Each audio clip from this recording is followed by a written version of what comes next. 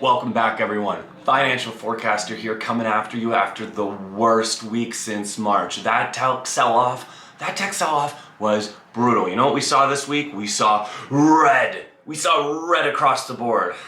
But not all across the board. There was dividend safety as the rotations into value continued. Interest rates could be on the rise, so where do you put your money? Are you funneling it on the dip into those tech stocks and those growth stocks? Or are you starting to move your portfolio into those value-oriented stocks that'll do well if interest rates go up? So let's see what I'm doing. Let's see what you guys are gonna do. Financial forecaster, guys, on a red day, on a red week, on a red 2 weeks. It's been painful, but let's go. Financial forecaster, 3 stocks where to put your money when interest rates rise, 3 stocks that will keep going up and will survive this volatility. So let's go. 3 safe stocks for your portfolio. Boom.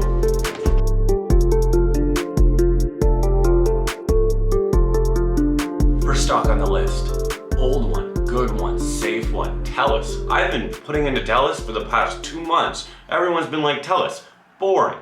What are you doing with this company? There's so much growth stocks in the market. It's huge.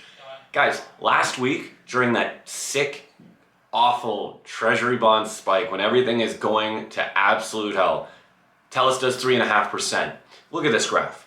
This is during the most volatile week that we have had in months. And I am so glad. I just started my friend investing. The first thing she put in was Telus. 4 shares, $100, Telus, bam, just like that, and she's up. In a week that everyone's feeling the pain. Now I'm talking to you value investors in there, I'm talking to you dividend investors. You have a sizable portion of your portfolio in a company this stable that can ride out something like that and give you over a 3% yield every year.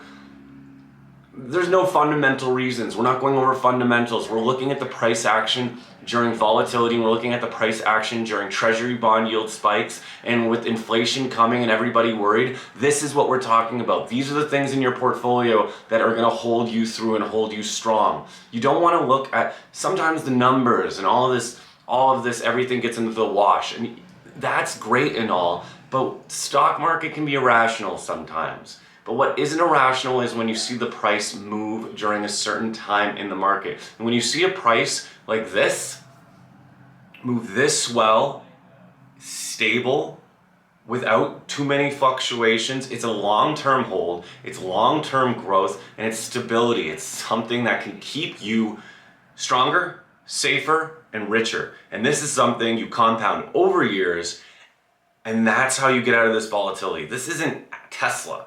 This isn't Tesla where you could wake up tomorrow and be up or down 20%. This is a giant company that makes revenue, makes profit, and can make you a lot of money. So yeah, Telus. So let's go on to the other one. Interest rates are gonna rise. So let's go on to Bank of Nova Scotia. Again, 5 days charts last week. Look at that. It's up 4% after beating earnings. Nailing earnings, going through this crazy volatility, and still it's at an all-time high now, but it's just recovered to where it was at last March.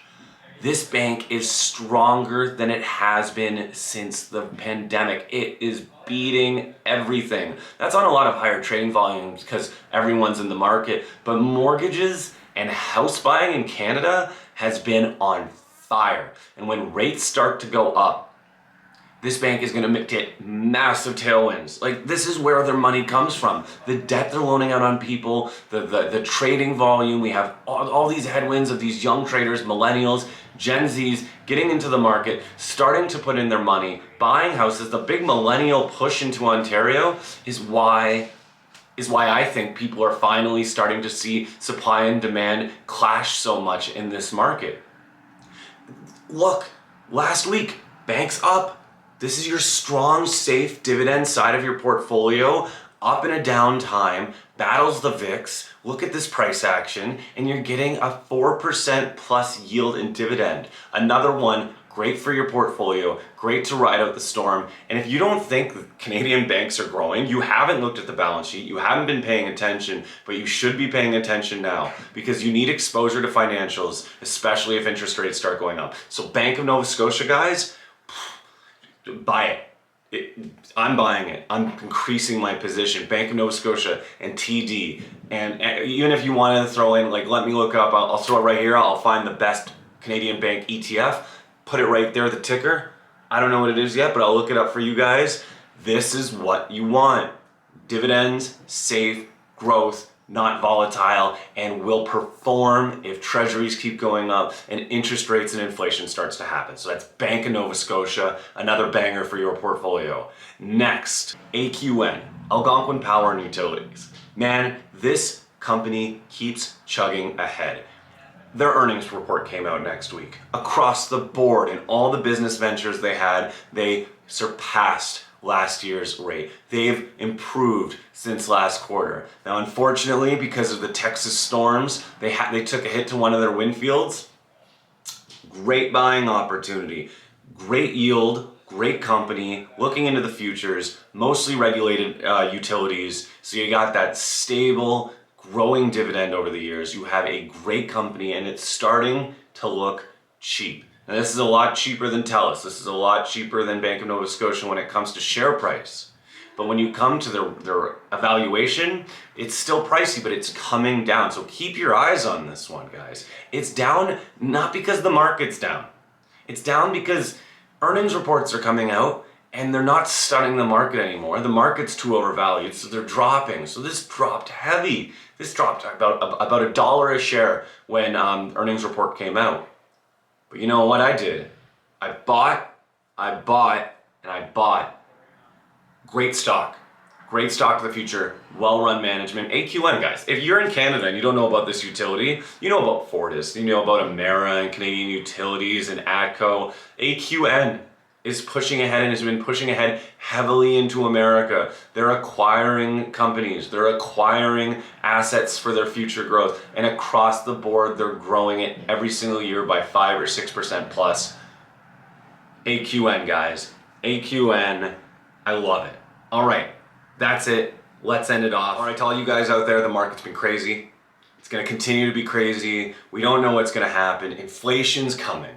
We can tell by the 5-year the treasury yields that the Fed at some point is gonna start having to either buy treasury bonds again, try to drive those treasury yields back down. But if they don't, interest rates are gonna eventually rise, inflation's gonna come. So you're looking at utilities, banks, and telcos.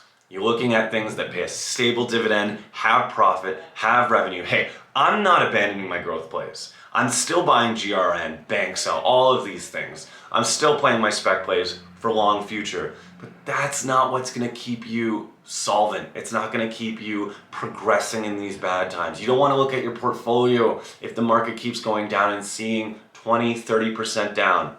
Sure, 5, 6% if you're buoyed by these dividend stocks that are rising and stable. They're giving you that income back into your account that you can redeploy in the market, especially if it keeps going into a bear market. Guys, play this correction properly. Pay attention to what you're doing. Buy the dip as aggressively or as not aggressively as you want.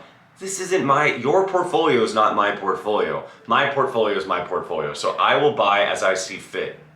But we all know the simple knowledge. You buy it all on the first dip, you're gonna miss the second dip. You might miss the third dip and the fourth dip.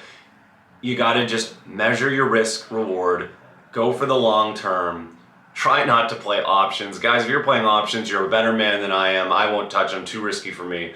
But there you go. Telus, Bank of Nova Scotia, and Algonquin for future growth, for stability in your passive income portfolio. I'm raking in the dividends. You should be raking in the dividends. Hey man, free money's free money. So let's get rich together. Let's get excited for this future market opening. And that's it, guys. Financial Forecaster. Hit that like and subscribe. I'll put my Wealthsimple referral down into the comments. That's what I want to see from you guys. If you guys could use my Wealthsimple referral, I'm using that money. I got a light now. We're gonna get a microphone next. We're gonna keep growing the channel.